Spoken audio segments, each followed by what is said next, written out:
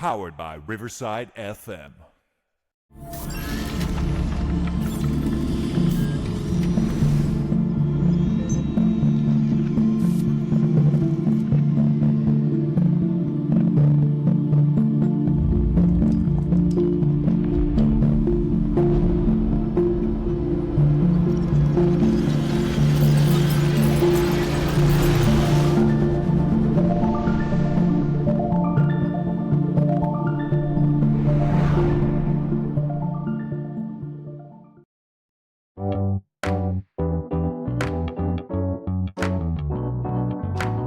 Powered by Riverside.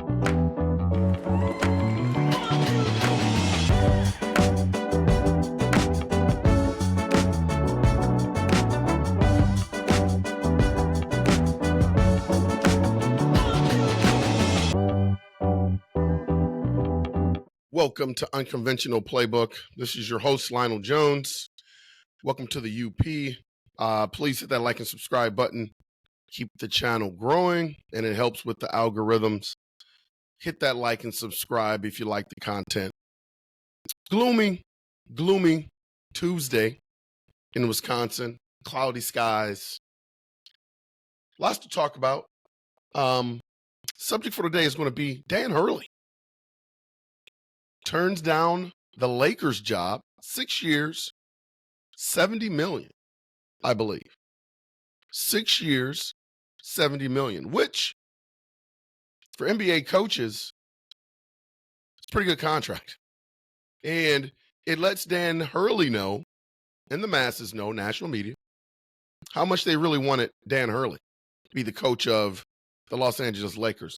I've said in previous broadcasts that, the great thing about sports is that no matter what you play, my sport, specifically basketball, playing it and coaching it, that these games, they really find a way to humble you.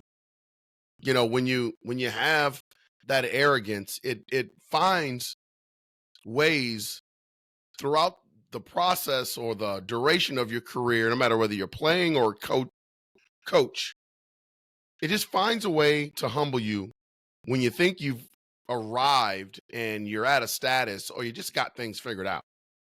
Happens to me a lot when I coach. Just when I think I got something figured out with my team, someone that we play lets me know maybe we should go back to the drawing board. And I think this has happened with the Los Angeles Lakers. The Lakers see themselves as this glorious destination for players and coaches. You see it in free agency. You see it when players are drafted.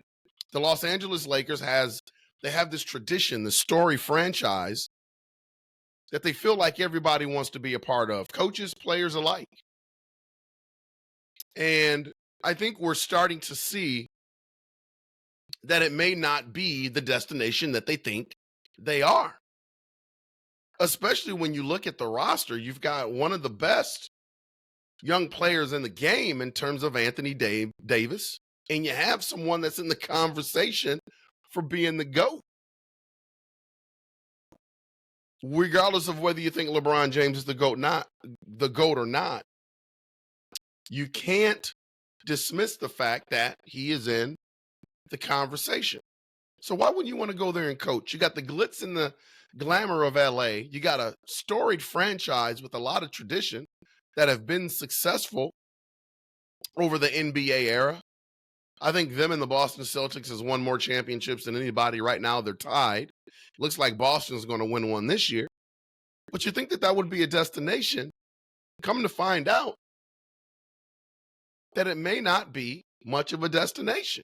I was actually really disappointed when I heard Dan Hurley's name up for the job. I just felt like, Dan, why would you want to go there? Like, I get the money and stuff, but it's not like Dan Hurley is living check to check at Connecticut. Like, he's making a pretty good amount of money. And he would have got a pay raise with the Lakers, of course, but sometimes it's not about the money, man. How much money is too much money? Like, you got to have the quality of life and being happy and being at a place where you are supported and that you can win. winning is so important to coaches. But not only is winning so important to coaches, is having the administration that supports you trying to win. Without that, it's utter disappointment. I looked at the list of coaches that the Los Angeles Lakers have had since Phil Jackson. Phil Jackson was the coach for the Lakers from 2005 to 2011. After Phil Jackson was who? Mike Brown, longtime coach of the Cleveland Cavaliers. Well, I shouldn't say longtime coach, but he had his stint in Cleveland. Mike Brown was there from 2011 to 2012. 1 year stint. Then you had Bernie Bickerstaff, who took over in 2012. Then they brought in Mike D'Antoni. And I think Skip Bayless has the best line when it comes to Mike D'Antoni, because everyone knows Mike D'Antoni is transition the ball up and down, shoot the ball in 7 seconds if you can, shoots a lot of threes. Skip Bayless used to call him Mike and Tony because there's no D in D'Antoni. One of the best sports lines ever. Doesn't stress defense, just an offensive guy. He was there from 2012 to 2014. Then you got Byron Scott, who I thought was a pretty good coach, was there for 2014 to 2016. He was a former Laker player. He was part of the family. And they got rid of him pretty quick. Then they had Luke Walton. Luke Walton was, the next assistant coach. He was with the Golden State Warriors as an assistant. He was there during that era where they had Steph Curry, Draymond, Clay shooting all those threes, winning championships. So they thought he would be really good fit. He was there from 2016 to 2019. He had Frank Vogel, who won a chip for the Lakers in the bubble. And I know a lot of people criticize and say, was that really a championship in the bubble when COVID? You can argue that it was a championship or it wasn't a championship, but here's the one thing. Everybody had the same circumstances. Everybody had to go through it. So it is recognized as a championship. I think it's a championship. I'm not going to hate on the Lakers and LeBron because they won a championship in the bubble, but I think there should be an asterisk by it. I think it's a championship under special circumstances, but still a championship. Then you had Darvin Ham from 2022 to 2024. And now they're looking for a coach again. I think Dan Hurley looked at that and thought to himself, why am I leaving UConn for a place where the average lifespan for coaches is about 3 years on average? And then you got LeBron, who's getting long in the tooth, who may only be there for another year or two. I mean, hell, the Lakers don't even know if he's coming back next year. So if I'm Dan Hurley, I've just won back-to-back national championships. I got it set up where I may win a third. I'm making a pretty good amount of money. I'm godlike on campus. Why would I want to leave and essentially go to the minor leagues? And it's funny that I say that because it's the Los Angeles Lakers. I mean, it's the equivalent of Gino Auriemma leaving for the LA Sparks. Why would Gino want to do that? Why would Gino want to leave UConn, where he's essentially has status, he's got money, he's in the conversation of winning championships every year?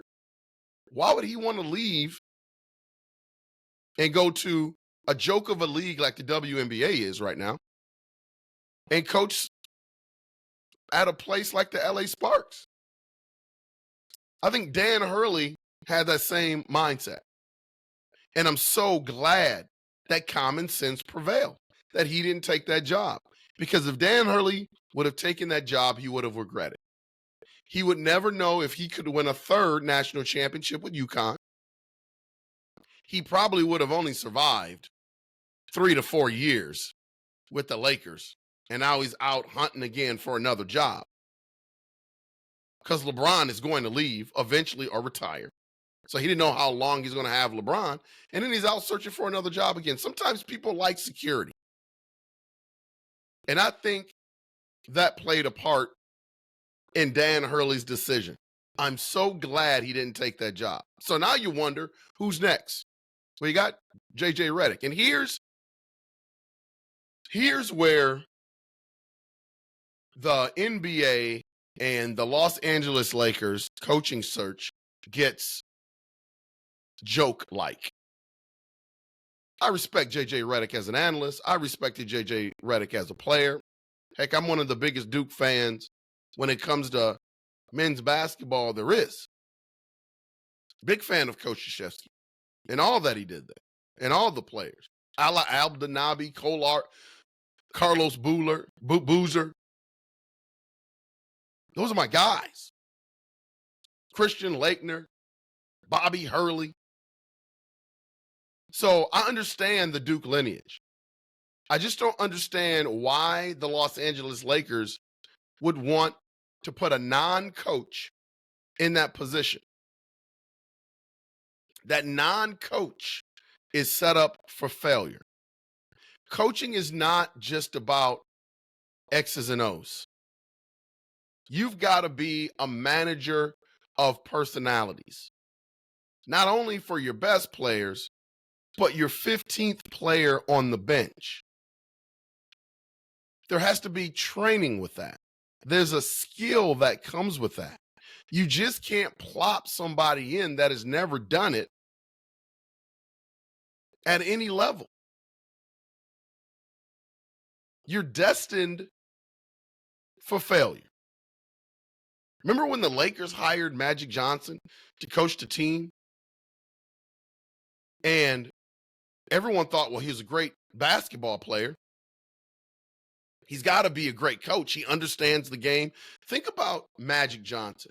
As a businessman, everything he touches turns to gold. Outside of basketball, he's been really, really successful with his movie theaters and so on and so forth, all of his business ventures. Everything has been great for Magic Johnson. The one thing outside of him playing basketball that he was not successful at was coaching. Takes skill. You've got to be a great personality manager to succeed. Kurt Rambis, former Laker, tried to coach the team too. Kurt Rambis coached it in 1999. Didn't do so hot. Let's just stick a player in there and see what they do. This is going to be the same way with JJ Redick. There's going to be certain aspects of JJ Redick that are going to be absolutely fantastic with the Lakers. But I don't think the brass there is looking at JJ Redick's skill, his whole profile of skill to be able to run that team. Will they be successful under someone like a JJ Redick? Of course they will. But it just really depends on your definition of what successful is. Will they have a winning record? Probably so. They got LeBron and AD. Will they win a championship under JJ Redick? As the team is currently constructed? Probably not. And it's about managing those personalities in the locker room. It's interesting when you have a franchise as storied as the Los Angeles Lakers that you have to go to a non-coach. There should be people clamoring for that job. Why aren't they? Why aren't they? Have the Lakers tainted their image? Do people view LeBron James as a coach killer and they don't want to come there? Is LeBron James only having a couple more years there a factor? I would love to know what the fact, because there's not a whole lot of people jumping out of their skin to take that job. The only person I see trying to take the job or who has come out and said that he would be interested is JJ Redick. You know what? Who I would go after if I was the Los Angeles Lakers? And I know he's probably not on the list. He's not a sexy name that's out there, but I would go after Mark Jackson. Mama, there goes that man. He built the Golden State Warriors. Steph Curry, Klay Thompson, Draymond Green. He was there when that foundation was being built as a head coach and was successful. And then they got him out of there and gave it to Steve Kerr. And Steve Kerr reaped all the benefits. And I'm not saying Steve Kerr's not a great coach. Steve Kerr's a great coach. I'm just keeping it real on how it went down.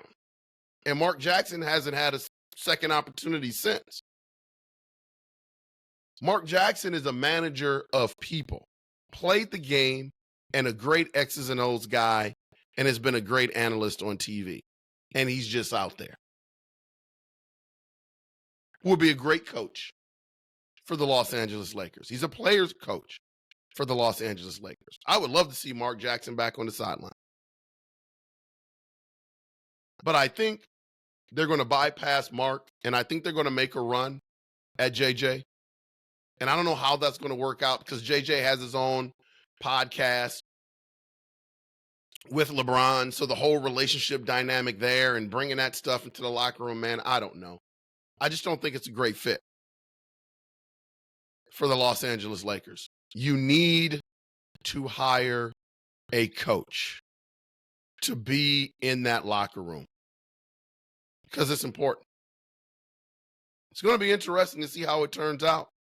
I'm not a big Los Angeles Lakers fan, really not at all. Not a big LeBron James fan ever since he left Cleveland. You know, I've been on record saying that LeBron James has somewhat tainted his legacy, and he's going to have a great legacy, man. Don't get me wrong. But if the guy would have stayed, and I'm a little biased, I'm not even going to sit here in front, but if the guy would have stayed in Cleveland and won multiple championships in Cleveland, as great as he is, I think he would have been godlike because he's taken a franchise that basically had a blank canvas in terms of championships. And you can look at all the sports surrounding Cleveland. They are perennial disappointments when it comes to winning championships. I root for all the Cleveland teams, so I understand the heartbreak and the frustration that we can never win anything. And LeBron James overrided the curse. And he won a championship in Cleveland. That one championship, I've said it before, will be the most important championships out of any of the championships that he's won because he overcame the curse of Cleveland. And in my opinion, I'm not going to sit here and say that he would have the same amount of championships as he has right now, but LeBron James would have had multiple championships in Cleveland. And that is something that has never even been close to being done in Cleveland, Ohio. And so for him being a hired mercenary, jumping from team to team, and now he's looking for some place to go now, I think it hurts his legacy a little bit. I know some may disagree, but it's a great thing about the United States of America. We can agree to disagree when it comes to certain subjects. This has been Unconventional Playbook. Had to speak on the Dan Hurley topic. Again, super excited, trying to get some promotion in there from my guy, Patrick Buchanan, who's going to be joining Unconventional Playbook. He's a big LeBron guy. He and I are going to have some big time, passionate debates because I know he loves LeBron, follows LeBron wherever he goes. Big time LeBron James fan. But I don't want to speak for Patrick Buchanan. I'll let him come on here and speak for himself. It's going to be interesting to see a lot of the topics that are going on in sports, where he stands on a lot of these things. That's why it's going to be so exciting for him to join the show. This has been Lionel Jones. Hit that like and subscribe button. This has been Unconventional Playbook. I will see ya when I see ya.